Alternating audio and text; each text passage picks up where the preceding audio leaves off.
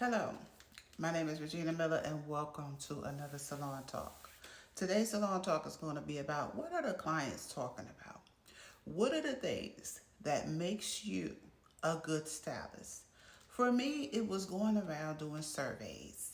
When I got out of beauty school, I decided to do surveys to see what the people are talking about.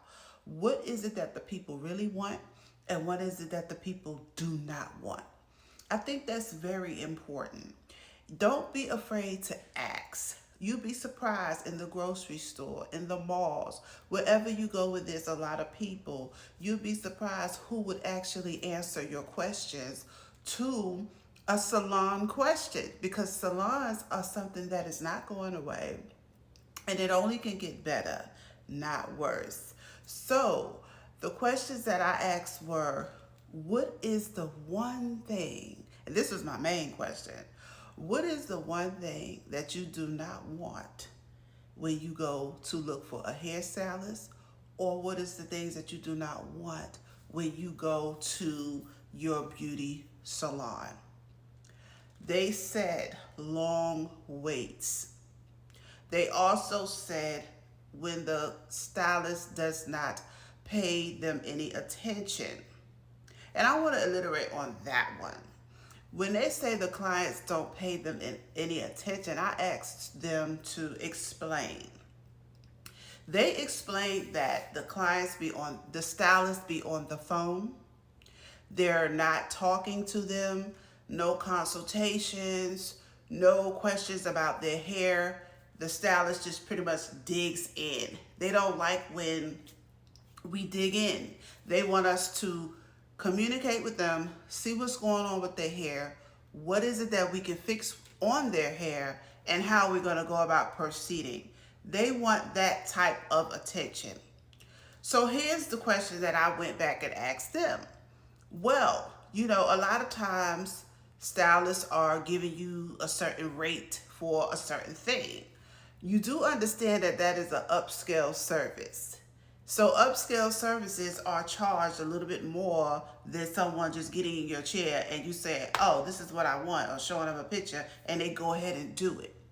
A hairstylist is going to give you upscale service.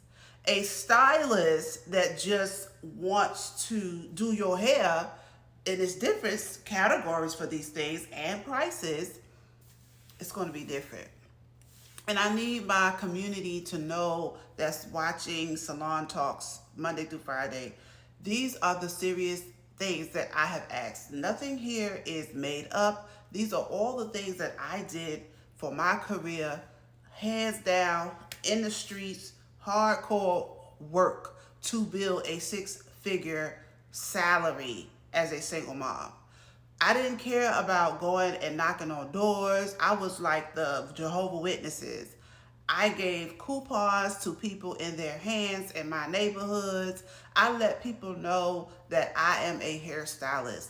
I am a salon up the street that wants to cater to you. I do not want you to drive by my salon and go across town and get your hair done. I want you to come to your local salon that we're going to take care of you. I wanted to give my community what they couldn't get nowhere else. I didn't want them to feel like they had to go across town to get good services, to get a clean salon, to get a fabulous atmosphere. With the income that I had, I did the best I could to make my salon as beautiful as I could in my budget and as clean as I could in my budget. And even if it wasn't the chandeliers hanging and all the, things you see in some of these modern day salons, I made sure it was clean. Because you can't argue about something being clean. You can't argue about I ain't seen no roach. You understand what I'm saying? Because there's roaches. But at the beginning of the morning and the end of the day, because the day going in, you need to know a few things from me that will get you that six-figure income. Stylists, The clients do not want you to ignore them. They do not want you on the phone over their head.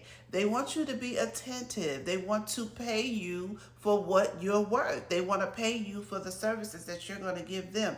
They want to talk to you. A lot of times, clients have a lot on their mind.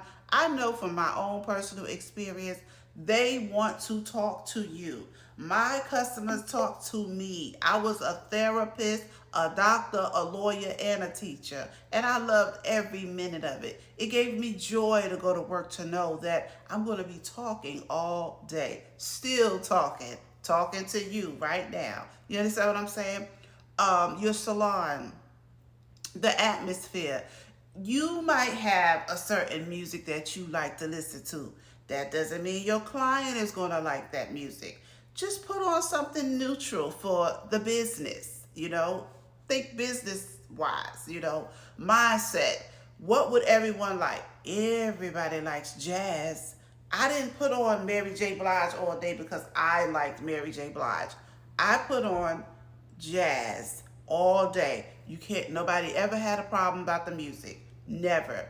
I'm not a TV person, so I didn't have a TV in my salon. I felt like a TV was not upscale, just being honest. So I didn't want it in there. So I didn't, encourage a TV.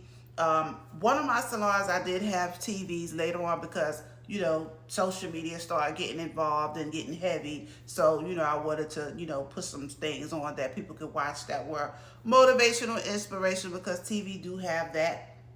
But most of all, it was jazz music, jazz videos. If they wanted something visual, it would be something that everybody can relate to. Not here to take away from anything, just letting you know the gems that gave me a six-figure income. You know what I'm saying?